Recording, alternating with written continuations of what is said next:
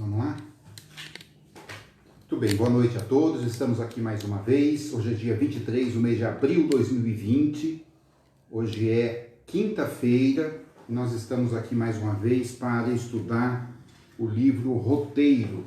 Livro, como nós sempre repetimos, de Emmanuel, psicografia de Francisco Cândido Xavier.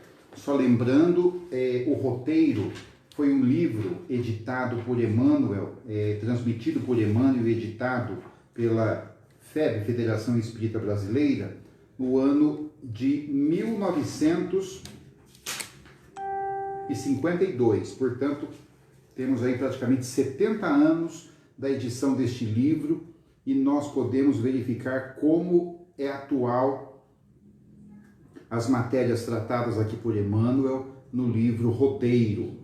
É um roteiro para a vida e é um roteiro que nos traz aí todo o Evangelho de Jesus. Eu vou compartilhar aqui na minha página e peço que você não só assista, como também compartilhe na sua página para que seus amigos, para que mais pessoas possam ver aqui o nosso vídeo, ou neste momento, ou numa outra oportunidade, onde poderá ser acessado aqui na nossa página Casa do Caminho de Valinhos, aqui na página do Facebook. Muito bem, e a matéria de hoje então é o capítulo 19, Evangelho e Simpatia. Evangelho e Simpatia. Então nós vamos à leitura da matéria. Do apostolado de Jesus, destaca-se a simpatia por alicerce da felicidade humana. A violência não consta da sua técnica de conquistar. Ainda hoje vemos vasta fileira de lidadores do sacerdócio usando em nome dele com E maiúsculo, né? Está se referindo à divindade, a Deus, a imposição e a crueldade. Todavia, o mestre invariavelmente pautou os seus ensinamentos nas mais amplas normas do respeito aos seus contemporâneos. Então Jesus não veio para lutar, Jesus não veio para guerrear, Jesus veio para pacificar. É o grande pacificador. Em nome de Deus, como nós já comentamos no nosso encontro passado, nós tivemos aí várias guerras, as guerras santas, as cruzadas, nós tivemos aí a questão da Inquisição, que vale a pena você pesquisar este período também da história do mundo. Então ele diz assim: jamais faltou com o entendimento justo para com as pessoas e as situações. Divino semeador, sabia que não basta plantar os bons princípios, e sim oferecer, antes de tudo, a semente, favoráveis condições necessários à germinação e ao crescimento. Certo, em se tratando do interesse coletivo, Jesus não menoscaba a energia benéfica. Então Jesus, ele tinha um rigorismo tamanho. No entanto, esse rigor do Cristo pode ser observado em conjunto com o amor, com o entendimento. Então, quando Jesus expulsa os mercadores do templo, ele o fez com muito rigor, empunhou até um reio, mas ali estava intrínseco, estava, no âmago o amor dele. Não maltratou ninguém. Exprobra o comercialismo desenfreado que humilha o templo, que eu estou dizendo agora, quando profiliga os erros da sua época. Entretanto, diante das criaturas dominadas pelo mal, enche-se de profunda compaixão e tolerâncias construtivas. Aos enfermos, não indaga quanto à causa das aflições que os vergastam, para irritá-los com reclamações. Aos enfermos, repetindo, não indaga quanto à causa das aflições que os vergastam, para irritá-los com reclamações. Então Jesus chega ao cego, ele só pergunta: o que você quer? Ele diz: eu quero enxergar. Então tua fé te curou. Jesus não ficava perguntando, mas você é cego desde quando? Mas o que aconteceu? Mas o que você fez? O que você não fez? Então ele não fazia essas inquirições realmente para não desgastar o doente que já o estava ali muito desgastado, muito desgostoso com a situação de doente. Auxilia-os e cura-os, simplesmente assim.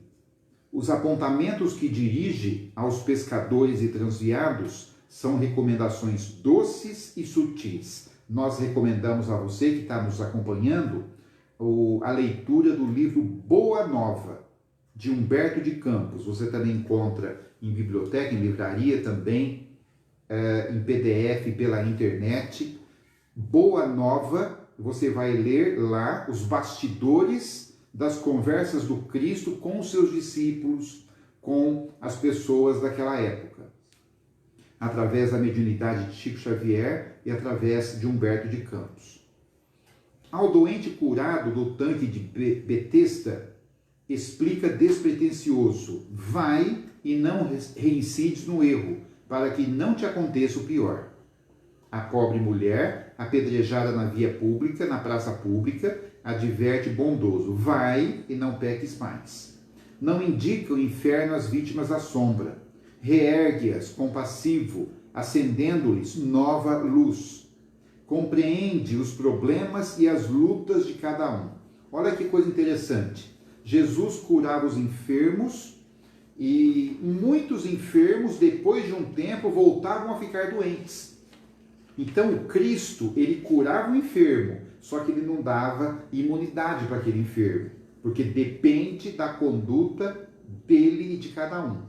Será que se Jesus curasse todos os nossos males de hoje, em pouco tempo nós não estaríamos novamente incorrendo no mesmo erro e com os mesmos males que nós temos? Então nós precisamos pensar nisso.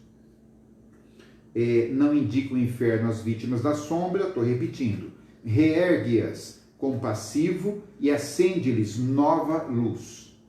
Compreende os problemas e as lutas de cada um. Atrai as crianças e compadecidamente infundindo nova confiança aos corações maternos. Sabe que Pedro é frágil, mas não desespera e confia nele. Lá na obra Boa Nova, você vai encontrar uma passagem de Pedro com Jesus, quando tem lá uma família para ser acudida. E Jesus não pode ir, então ele delega a Pedro. Ele fala: Pedro, vai na casa de fulano e cuida deles.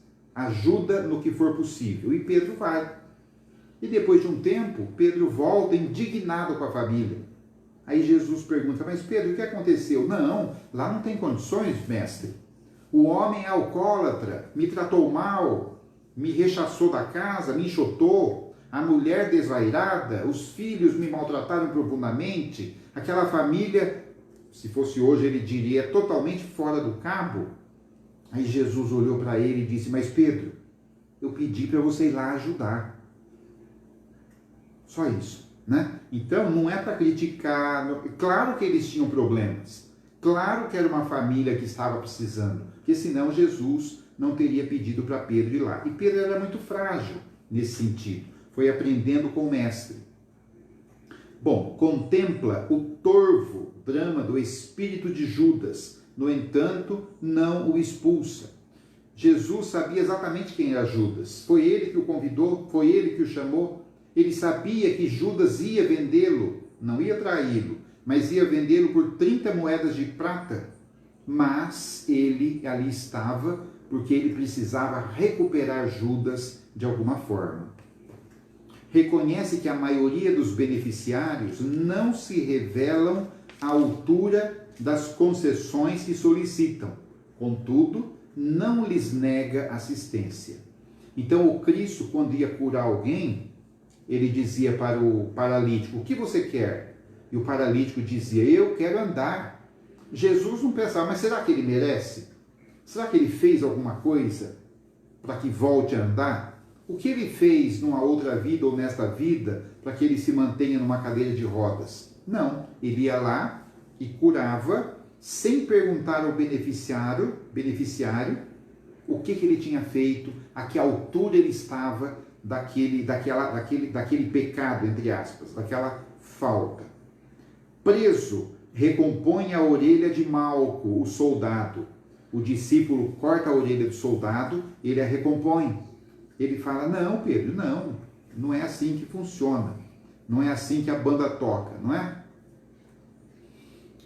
À frente de Pilatos e da Antipas, não pede providências suscetíveis de lançar a discórdia, ainda mesmo a título de preservação da justiça.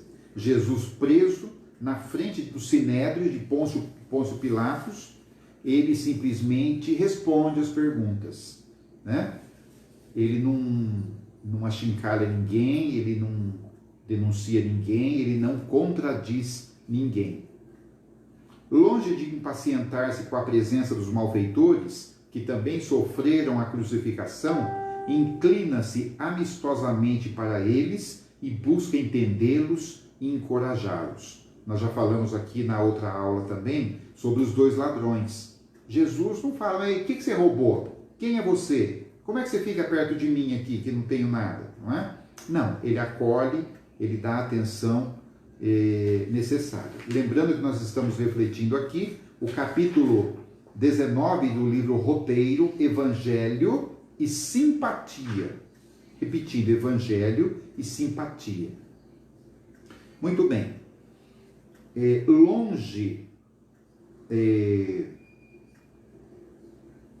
Aqui mais embaixo. A turba que o rodeia, com palavrões e cutiladas, envia pensamentos de paz e votos de perdão. E ainda além da morte, não foge aos companheiros que fugiram. Materializa-se diante deles, induzindo-os ao serviço da regeneração humana, o incentivo da sua presença e do seu amor até o fim da luta. É por isso que ele aparece depois na forma perispirítica, né? Espiritual, ele se deixa ver pelos seus discípulos e muita gente chama de ressurreição do Cristo, que na verdade a doutrina nos explica que é nada mais, nada menos do que uma aparição, uma materialização, um fenômeno de materialização mesmo, né? Mediunidade. É uma mediunidade que ele permitia aos discípulos vê-lo. Bom, em todas as passagens do Evangelho, perante o coração humano, sentimos no Senhor o campeão da simpatia, ensinando como sanar o mal e construir o bem. E desde a manjedoura, sob a sua divina inspiração, um novo caminho redentor se abre aos homens, no rumo da paz e da felicidade, com bases no auxílio mútuo e no espírito de serviço, na bondade e na confraternização. Então Jesus é o grande pacificador. Como nós dissemos já outro dia, ele abarca toda a cultura ancestral e ele realmente imprime ao mundo uma nova forma de ver o ser humano, que nós chamamos de evangelho, porque realmente Jesus dá uma nova impressão ao modo das pessoas se entenderem aqui na Terra. E assim nós concluímos o capítulo 19 do livro Roteiro. É um texto autoexplicativo, nós vamos então comentando para que você possa ficar informado sobre este capítulo. Muito bem, então nós vamos agora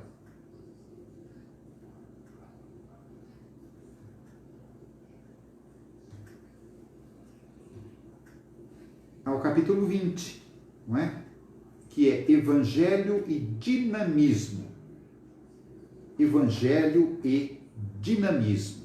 Então, se nós falarmos em Evangelho e dinamismo,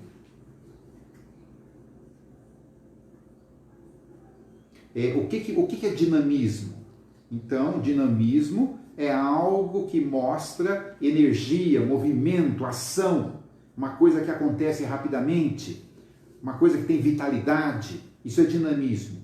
Então, evangelho e dinamismo, as coisas acontecem muito mais rápido do que nós podemos acompanhar e perceber. Basta nós querermos, não é? Acompanhar e perceber. Então, diz aqui o texto: desde os primórdios da organização religiosa no mundo, há quem estime a vida contemplativa absoluta por introdução imprescindível às alegrias celestiais. Cristalizado em semelhante atitude, o crente demanda lugares ermos, como se a solidão fosse sinônimo de santidade. Então, se eu quiser me reformar intimamente, eu posso procurar uma montanha, posso procurar um lugar ermo, deserto, onde não tenha ninguém, onde eu possa pensar, onde eu possa elaborar minhas ideias, elaborar minhas teorias de vida. No entanto, neste retiro, eu não consigo conviver com as pessoas que eu preciso conviver. Então é muito fácil você se afastar numa vida. Tem gente que nem vai para a montanha, né? Se reclui na sua casa, no seu apartamento e ficam lá, preferem não entrar em contato com muita gente porque dá muito trabalho. Ele tem no máximo um animalzinho de estimação, um gato, um cachorro, mesmo porque um gatinho, um cachorrinho não faz perguntas, né? Não pergunta que cara é essa, o que você tem, o que está acontecendo, por que a vida é assim, se pode mudar para alguma coisa ou mudar de alguma forma. Então o bichinho não pergunta, então é mais fácil ter um animalzinho de estimação, que deve tê-lo, evidentemente. Bom, poderá, contudo, o diamante fulgurar no mostruário da beleza, fugindo ao lapidário que lhe apura o valor? Então é preciso lapidar. Nós somos joias, nós somos diamantes brutos do Cristo, mas que nós precisamos de lapidação. Nós precisamos campo para mostrar o nosso brilho. E é isso que nós estamos fazendo aqui de alguma forma. Com o Cristo, não vemos a ideia do repouso improdutivo como preparação do céu.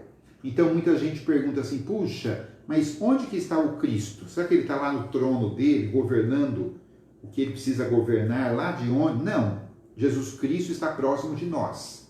Ele está na crosta, ele está no planeta, comandando de muito perto. Então, quando a gente chama Jesus, ele está muito perto da gente. Não é?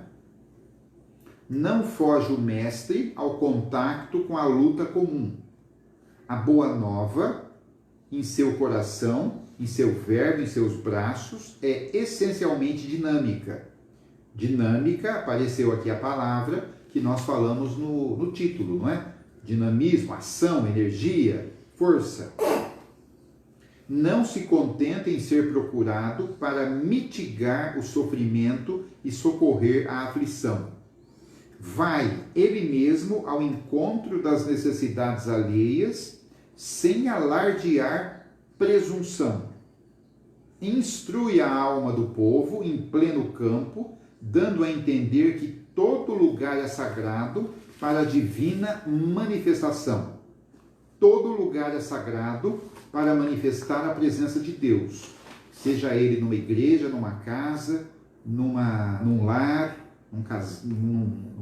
num campo aberto, num jardim, num canteiro de flores. Ali é uma igreja, ali é um campo para você entrar em contato com a divindade. O Cristo não adota a posição especial a fim de receber os doentes e impressioná-los. Então, olha que interessante, Jesus não marcava dia e hora para curar. Olha, todo mundo lá no Lago de Genezaré, às 14 horas, você vai ter uma cura do Cristo. Não existia isso. Ele ia passando, ia curando, ia conversando, ia abraçando, ia cumprimentando, ia consolando, ia contando suas histórias, ia contando as suas parábolas, não perdia tempo, e assim era como Cristo fazia. Na praça pública, limpa os leprosos e restaura a visão dos cegos. Na praça pública, sem igrejas. À beira do lago, entre pescadores, reergue paralíticos. Em meio da multidão, doutrina entidades da sombra, reequilibrando obsidiados e possessos. Mateus, no capítulo 9, versículo 35, informa que Jesus percorria todas as cidades e aldeias, ensinando nos templos que encontrava, pregando o evangelho do reino e curando todas as enfermidades que assediavam o povo. Essas curas que são relatadas na Bíblia é uma pequena parte, muito pequena, do que Jesus fez, porque ele curava muito. Em ocasião alguma o encontramos fora de ação.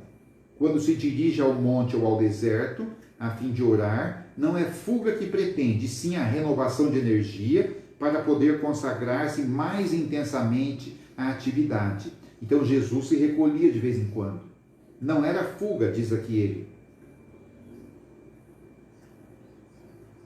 Era uma renovação de energia para que ele pudesse dar, oferecer mais, né? Certamente para exaltar os méritos do reino de Deus, não se revela pregoeiro barato da rua, mas afirma-se invariavelmente pronto a servir. Atencioso, presta assistência à sogra de Pedro e visita afetuosamente a casa de Levi, o publicano, que lhe oferece um banquete. Não impõe condições para o desempenho da missão da bondade, que o retém ao lado das criaturas, não usa roupagens especiais para entender-se com Maria de Magdala, nem se enclausura em preconceitos da religião ou da raça para deixar de atender aos doentes infelizes. Seja onde for, sem subestimar os céus, os valores do céu, ajuda a esclarecer e ampara e salva. Com o Evangelho, institui-se entre os homens o culto da verdadeira fraternidade. O poder divino não permanece encerrado na simbologia dos templos de pedra. Liberta-se, volta-se para a esfera pública, marcha ao encontro da necessidade e da ignorância, da dor e da miséria. Abraça os desventurados e levanta os caídos. Não mais a tirania de Baal, nem o favoritismo de Júpiter, mas Deus, o Pai, que através de Jesus inicia na terra o serviço da fé renovadora e dinâmica, que sendo êxtase e confiança, é também compreensão e caridade para a ascensão do espírito humano à luz universal. Então, Jesus, através do seu Evangelho, ele nos convida a trabalhar com ele, através do seu Evangelho, mas com muito dinamismo e muita simpatia, como falado aqui no capítulo 19 e no capítulo 20 do livro Roteiro. Então, olha que interessante. Jesus, na sua humanidade, na sua humildade, ele convida 12 homens inicialmente para trabalhar diretamente com ele, e que esses homens passariam, durante algum tempo, durante 2 ou 3 anos, passariam a conviver com ele diariamente, fazer as suas viagens, alguns deles o acompanhavam sempre, e por isso ele os chamou de discípulos, discípulos diretos.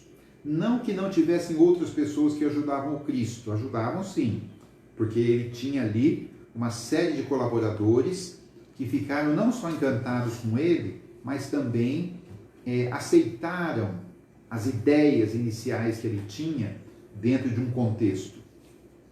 Então, nós temos aqui, só lembrando,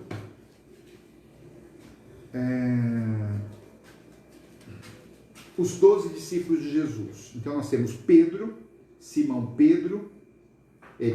Pedro, Simão o Zelote, Tiago Menor, João, André, Filipe, Bartolomeu, Mateus, Tomé, Judas Tadeu e Judas Iscariote. Foram esses 12 homens a princípio que estiveram com Jesus ali, a miúde, né, no Evangelho, para falar sobre o Evangelho de Jesus. Tem alguma pergunta, algum comentário, Cláudio?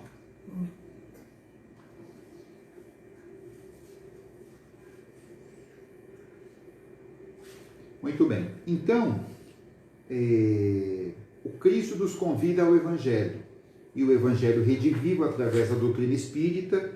Então, qual era a função desses 12 discípulos? Fazer a multiplicação do que Jesus ia fazer.